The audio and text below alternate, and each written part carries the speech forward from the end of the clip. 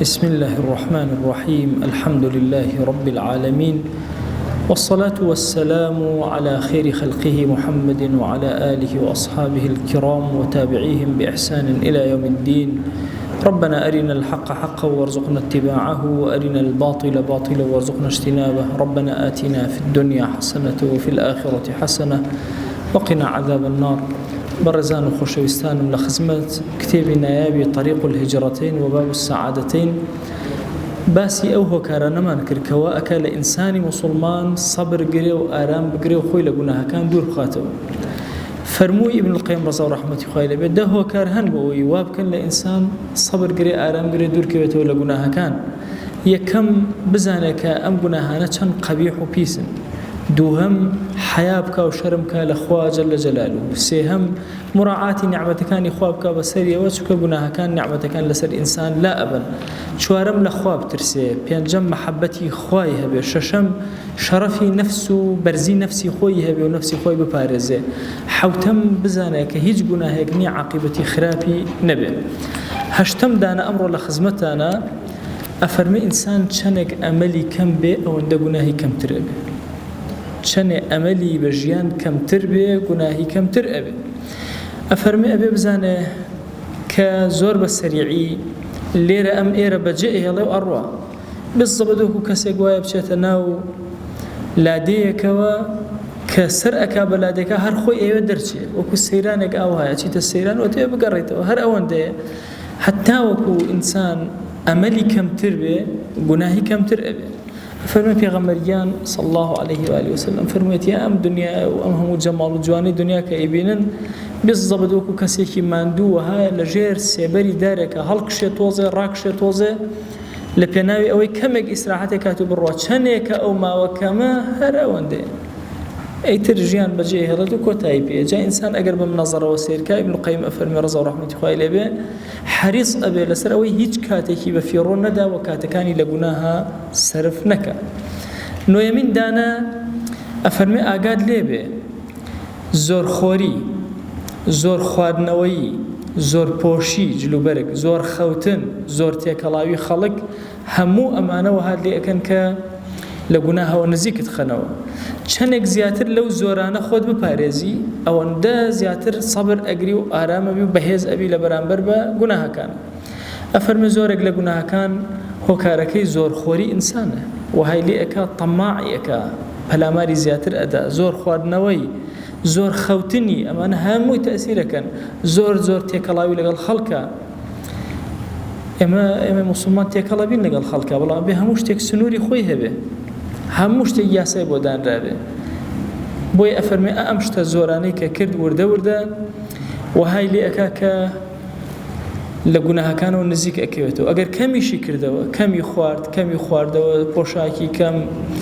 أو انديك حاجي خويتي باشا خوتني كم إنجا كمي تيكالي لقال خلق أفرمي واي لي أكا لقناها كان دوري أخات ديمين دانا أفرمي جامعي هرشي شروطه هرشي أسباب أمي أويش أويا إيمان لدلتا چنه بهيزا چنه إيمان خوي دا كتيوه چنه إيمان هيزو تواناي داو بتو اما إيمان دار بري درختي إيمان من هي بري درختي فسق هي لدلمانا أو قناهاني كأيكي بري درختي فسق لدلما أو طاعة جوانيانش كأيكي أو عمل صالحاني كأيكي هموي بري درختي إيمان وما الصعيدي نورسي كتابي كي نوسي وبناي بري درختي إيمان بس يو عقيدة دامزراو أكا لناخي إنسانا كوايلي أكا بروبومي إيمانك بخوا بويا إيما زور قرنقا إيمانك ثابت لدلمانا دامزرابي أو إيمانا وما اللي بكا صبر من بيه بقري لبران بربقوناها كانا أو أن عقيدة بتوتها بي يقينتها بي بويك رب العالمين شابي ليتا رب العالمين تورأ بي ليت أما نوا أكل إنسان أو إيمان قوية وإلي أكاكا راي بقري أفرمي هركاتي إيمان اللاواز وصبري شكما بيتو لقناه أقر قناه زور كردو خود بيانا جيرا دلنيا بإيمانكت لاواز بوا بيوستي بتازا كرنو نشترقريه أفرمي حتى وكو إيمانك بهستر بي لقل خوايا الراس قوانا تربي لقل أوا وستاو تربي رؤيتي خوايها بي چاوەکانی چۆن ئیحسان پلەیەکی زۆر گەورە ئینسانە گاتە پلەیەکە بچاوی دڵ هەستەکە هەر کارێک ئەکا ڕەب العالەمین لەگەڵیەتی و سەیری ئەکا ئەفەرمێ چەندێک ئەم کەسە ئاوا لە پلەیەکی بەرز بۆ شێوازایە دوور ئەکەوێتەوە لە گوناه ئەگەر ئەم هەستەی بۆ لا دروست بێ ئەفەرمێ بێ و ئیمانە ئاوا لە دڵا جێگیر ببێ اینجا ئینسان تەواو لە گوناهەکان دوور ئەکەوێتەوە هەڵ ئەکەندێ لە دڵیان چرای جوانی ئیمان لە دڵە یەکێک لەو شتانەی کزی ئەکا لێڵی ئەکا ئەیکوژێنێتەوە ئەو گوناهانەیە کە ئیکەین ئەو گوناهانەیە کە دەستی بۆ ئەبێن کە دەمی بۆ ئەبێن کە گوێ بۆ ئەبێن کە چاوی بۆ ئەبێن ئەمانەوە ئەکەن وردە وردە نوری ئیمانەکە لە دڵا بکوژێتەوە و چراکە لێڵ و کز ببێ کە چراکەش لێڵ و کز بوو ئەو کاتە ئیتر وردە وردە وهای لێ تەحملی ئەوە ناکە ئینجا لە گوناهەکانەوە نزیکە بێتەوە زیاتر گوناهەکە دەی ئەفەرمێ بزانە ئەم دەخاڵە ئەبنە هۆکاری ئەوەی تۆ لە گوناه دوورخن هەر یەکێک لە ئێمە ئەگەر بێت و تەفتیشی حاڵی خۆی کە کۆمەڵە گوناه هەیە ئولفەتی پێوەگرت پێی چارەسەر ناکرێت پێی تەرک ناکرێت جاری وا هەیە ئولفەتی گرتووە بە گوناهێکی بچووکەوە ئەو گوناهە بچووکەی لێ بۆتە بەڵا لە کۆڵی نابێتەوە ئەبەم دەشتە سەبر ئەگرێ بەرامبەری جاری وا ئولفەتی گرتووە بە گوناهێکی گەورەوە هەرچی ئەکا لە کۆڵی نابێت مجاهدە ئەکا هەوڵ ئەدا تەوبە ئەکا ئیستیغفاری زۆرەکە ئەچێتەوە سەر گوناهەکە دووبارە و سێبارە و دەبارە و سەدبارەیە کاتەوە پێی عیلاج ناکرێت ئەمە ئەو دەخاڵەیە کە عیلاجی ئەکا ئەمە ئەو مەرهەم و دەرمانەیە کە ڕای ئەگرێ بۆی ئینسانی موسڵمان ئەبێ هەر یەکێک لەم خاڵانە مەحەبەتی خوا زۆری ئەوێ خەوفی خوا زۆری ئەوێ سیرکردنی گوناه و قەبحی گوناه زۆری ئەوێ هەرچی سیرەکەی عاقبەتی سیرکردن بە هەمان شێواز تەثبیتی ئەم ئیمانە لە دڵە عینەن بە هەمان شێواز زۆری ئەوێ مجاهدەی ئەوێ جیهادی ئەوێ تا ئینسانی موسڵمان ئەگاتە و ئاستەی کە لە گوناهەکان خۆی بگرێ سەبر گرێ واللهی زۆر گوناه هەیە لە ئینسانە زەمن خۆی پێ چارەسەر ئەکا بەس ئازایەتی ئەوەی خۆی چارەسەری کردوێ بۆی لە فەرمایشتێکە ئەفەرمێ تەوبە لە پیر جوانە بەس لە گەنج جوانترە بۆ چونکە گەنج خۆی ڕائەگرێ تەحمل ئەکا سەبر ئەگرێ تەوبەیەکی صادقانە لەم جوانترە چونکە مەجالی ئەوەی هەیە ڕەحمەتی خوا لە شێخی گەیلانی بێ ئەفەرمێ تەکلیفی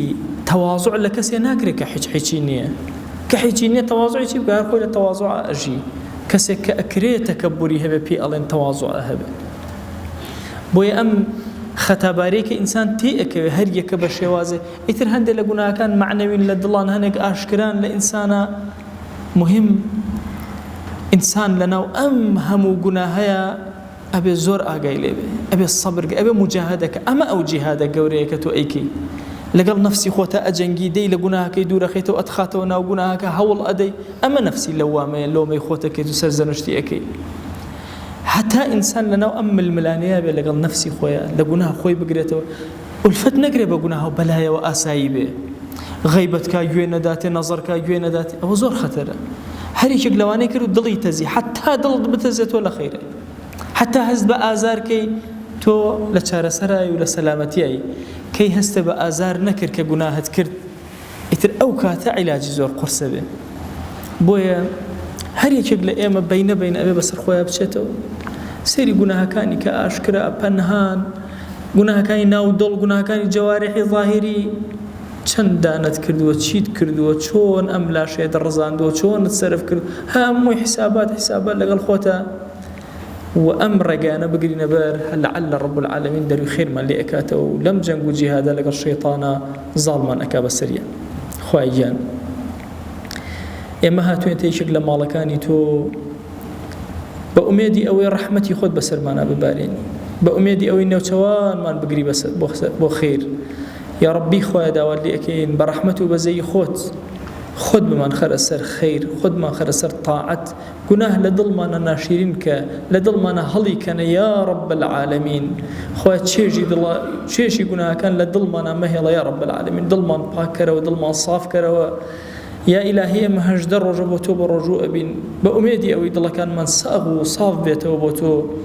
دەیا ئیلاهی ئەم دڵانەمان ساغ و سافکەرەوە بۆ خۆت یا رب العالمین تۆ خۆت سەرپەرشتی دڵەکانمان کە تۆ خۆت دامەزراومان کە تۆ خۆت دەرگاکانی خێر بەسەرمان بکەرەوە تۆ خۆت عەفومان کە یا رب العالمین مەمان دەرەدەسی خۆمان یا ئەکرەم الئەکرەمین خوای گیان ئێمە لەم جەنگەمانە لەگەڵ شەیطان و لەگەڵ نەفسی خۆمانە هەندێک جار ئەشکین یا ئیلاهی هەنامان بۆ لای تۆ هێناوە تۆ خۆت سەرپەرشتیمان کە لە شکان ڕزگارمان کە یا ئیلاهی ئەگەر چی ئێمە زۆر گوناهمان کردو تۆ ئێمە داشاردووە و ئێمە ون کردووە لە پێشچاوی عەبدەکان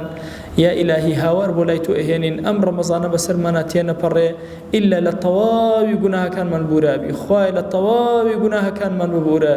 ساغ و صافمان کەرەوە بۆ خۆت یا رب العالمین لە عوتەقای ڕەمەزان حسابمان کە یا رب العالمین خوای گیان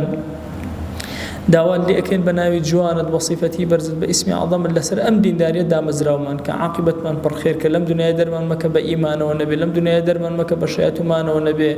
خوای زەلیلی سەر جێگەمان مەکە زەلیلی دەستی مرۆڤمان مەکە یا ئیلاهی هاوارمان بۆ لای تۆ هێناوە باشترین ڕۆژەکانی ژیانمان ئەو ڕۆژانە بێ کە بە لیقای تۆ شاد دەبینەوە یا ئەکرەم الئەکرەمین خوای بۆ خاتی گەورەی خۆت ئەم کەلیمات و ئەم قسە گەورانەی کە کردمان هی ئەم پیاوە گەورە ئیبن القەیم بۆ ڕەزا و ڕەحمەتی خوای لەبێ خوای بیکەرە ئاوێکی زۆر جوان و لە دڵمانە جێگیری بکە بیکەرە مایەی ڕزگاربوونمان لەو گوناهە پیسانەی کە تووشی بووین و پێمان چارەسەر ناکرێ یا ئیلاهی ڕزگارمان کە لە گوناهەکان دڵمان ساغ کەرەوە دڵمان صاف کەرەوە ڕۆحمان ئاسوودەکە ئارامی بەسەرمانە ببارێنە قبولمان کە یا رب العالمین قبولمان کە یا رب العالمین قبولمان کە لای خۆت یا ئەکرەم الئەکرەمین آمین آمین والحمد لله رب العالمين وصلى الله على سيدنا محمد وعلى آله وصحبه وسلم تسليما كثيرا أبدا إلى يوم الدين وأجر لقناهي من الشوج بوري وخالي من قبولك